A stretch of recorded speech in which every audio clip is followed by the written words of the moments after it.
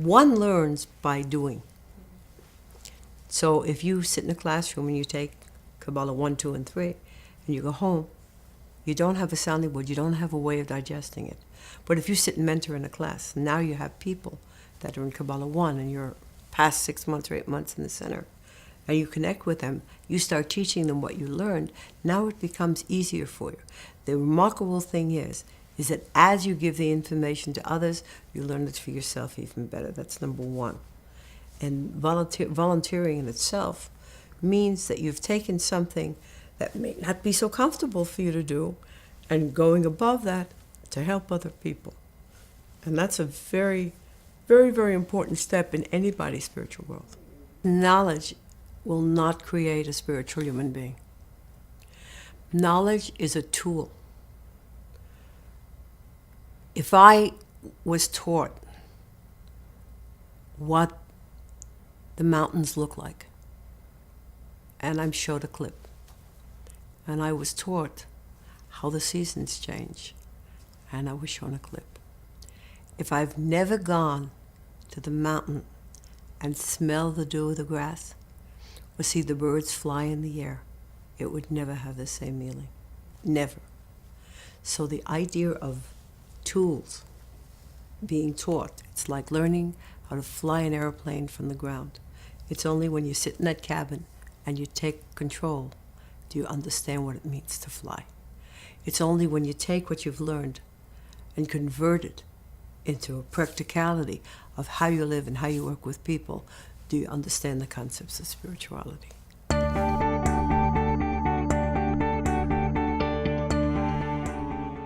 First of all, the goal of volunteering is for your own personal growth. And of course the other is to bring other people and help them on their path. For instance, it's an amazing thing when somebody comes to a holiday and they're sitting outside and they're registering people and they're talking, and you would say, gee whiz, they've come to an event to enjoy, to be a part of it, to receive their own energy.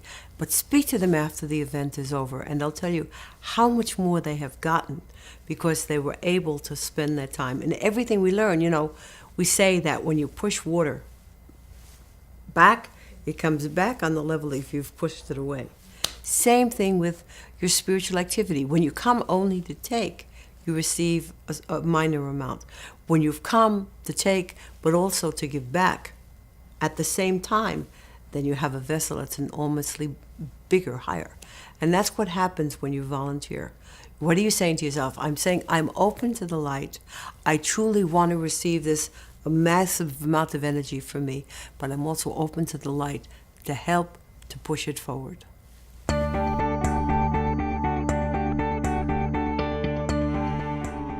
You receive a lot more from what you're doing.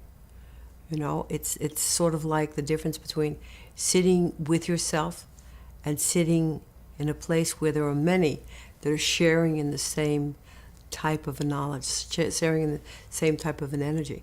And that energy becomes more when you open yourself up. It's somebody that's closed within a vessel to himself. That's one form of receiving.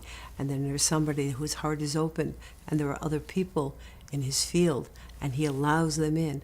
And so too they allow themselves to be a part of him.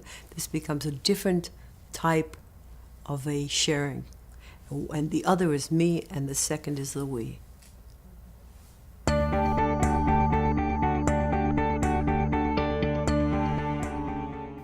To see the other person, to try to help them, to try to empathize with them, to understand that most people that come for the first time might be a little shocked to see so many people in a room together, to try to give them warmth, and basically to go without an agenda.